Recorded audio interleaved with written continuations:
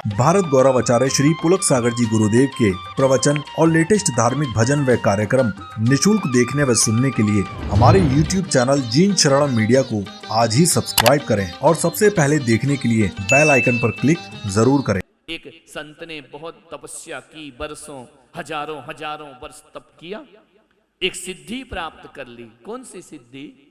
कि वो पानी पे चल सकता है, ऐसे चल सकता है जैसे रोड पे चल रहा हो। जल चारण रिद्धि प्राप्त कर ली।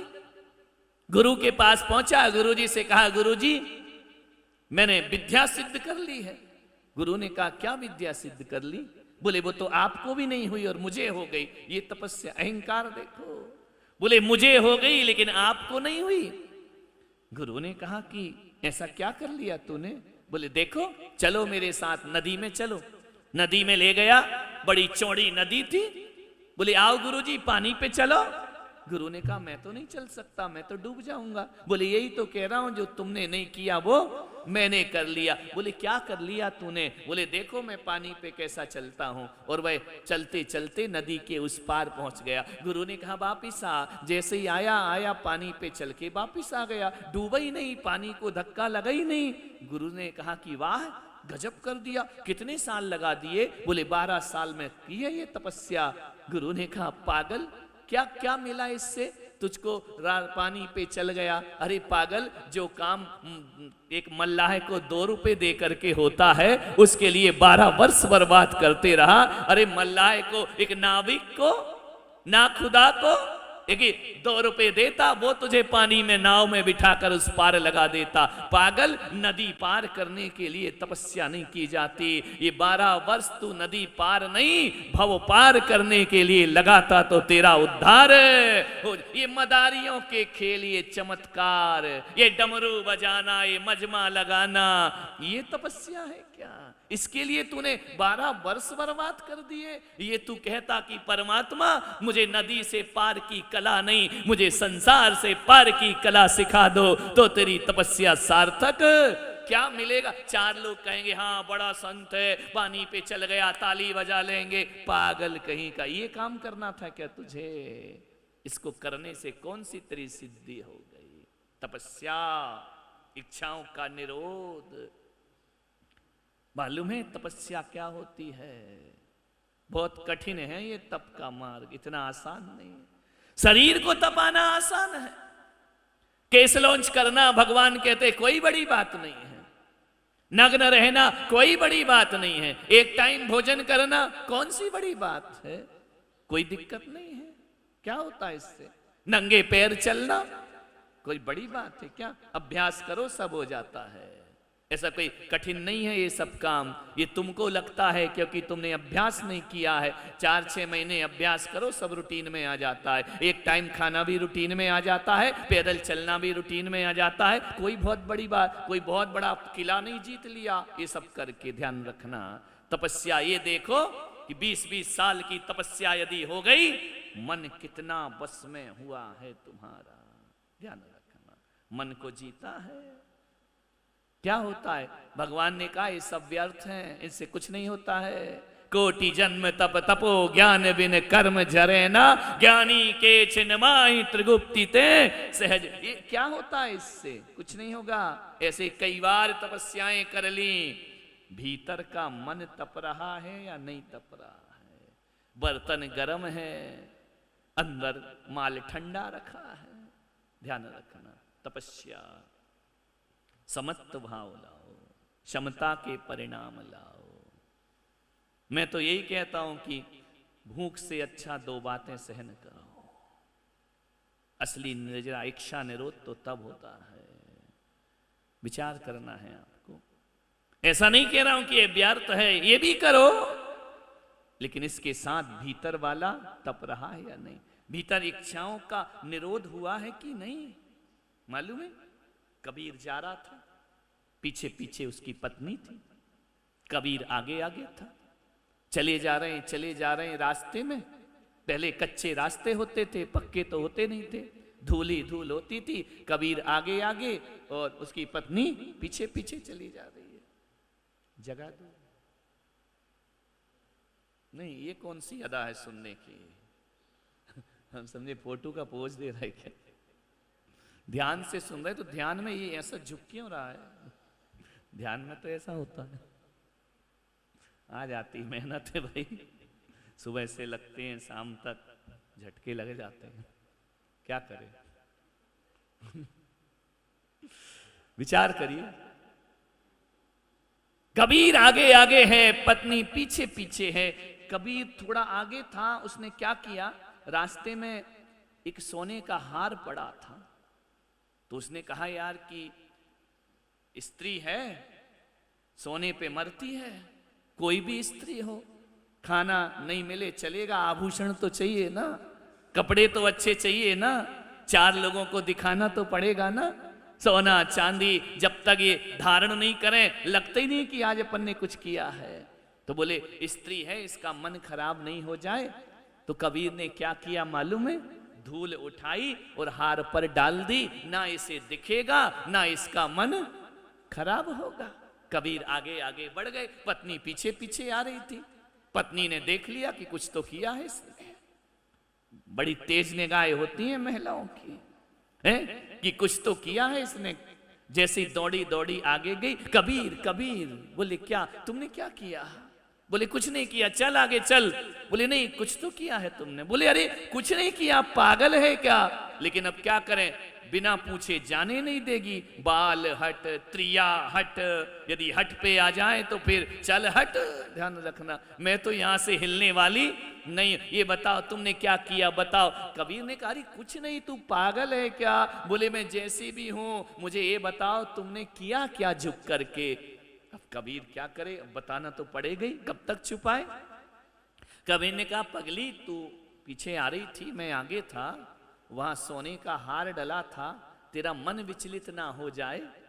तू एक संत की पत्नी है, तेरा मन सोने पर आकर्षित ना हो जाए, इसलिए मैंने मिट्टी उठाई और उस पर डाल दी। कबीर की पत्नी ने कहा कबीर, मैंने तो सुना था तुम बड़े विरक्त हो, मैंने तो सुना था तुम संसारी नहीं, तुम सन्यासी हो। मैं तो ये समझती थी कि तुमसे बड़ा विरक्त दुनिया में कोई नहीं है। कबीर ने कहा क्या बोलती है?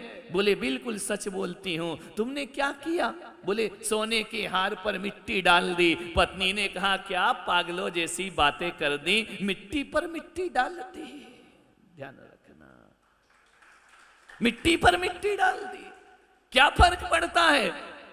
जिसे तुम सोना कह रहे हो ना, वो रंगीन मिट्टी है, वो जिस पर तुमने डाली है वह धूल मिट्टी है। मेरी नजरों में तो सोना भी मिट्टी है और मिट्टी भी मिट्टी। मेरे मन में कहां आएगा ऐसे भाव, तुम्हारे मन में कैसे आ गए?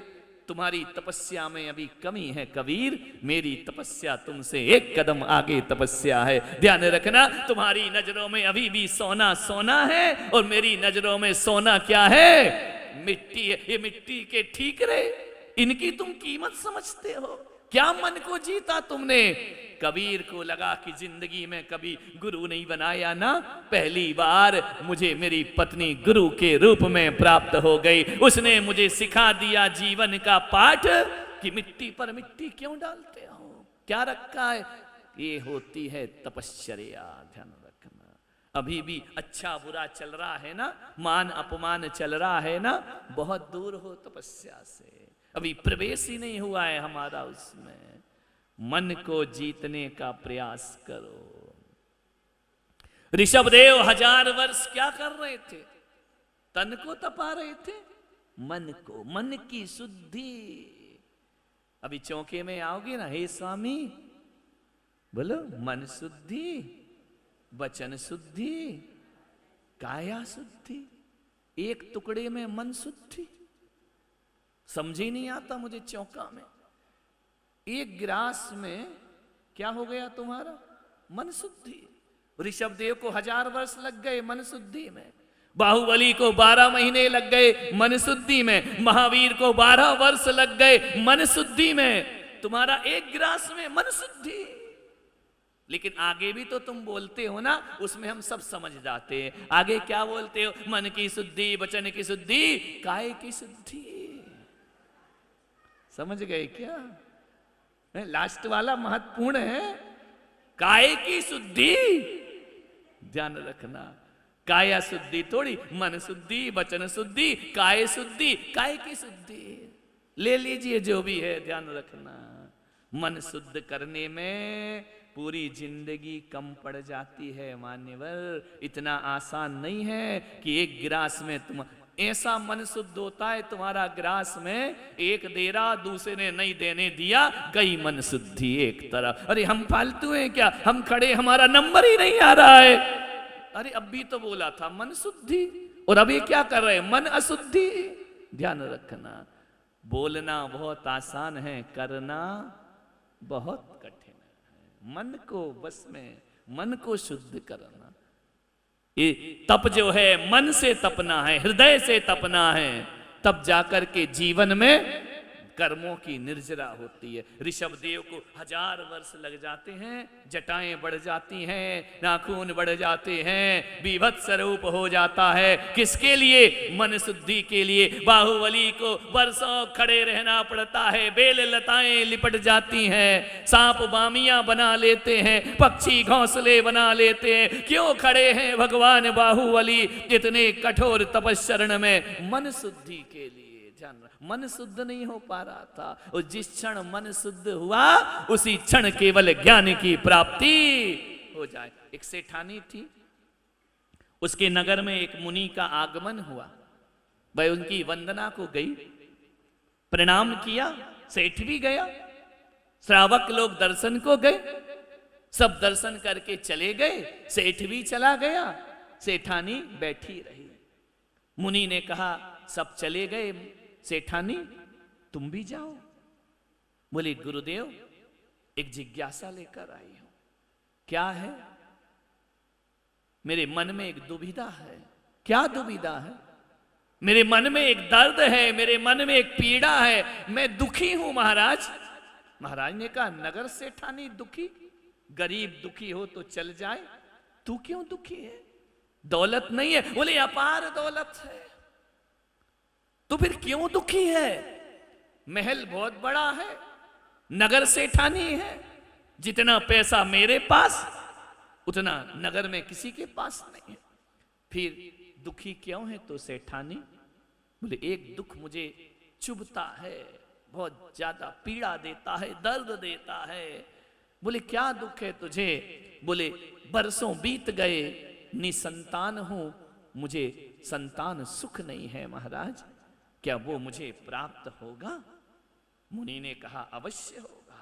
इतना सुना कि कानों में जैसे अमृत घुल गया हो, रोम रोम रोमांचित हो गया। झूठे ना होए मुनि के बैना, मुनि ने कह दिया इसका मतलब होगा या नहीं होगा। सेठानी जैन थी, उसने कहा गुरुदेव क्या बोल रहे हैं आप? बोले अवश्य पुत्र होगा तुझे। पुत्र होगा मुझे?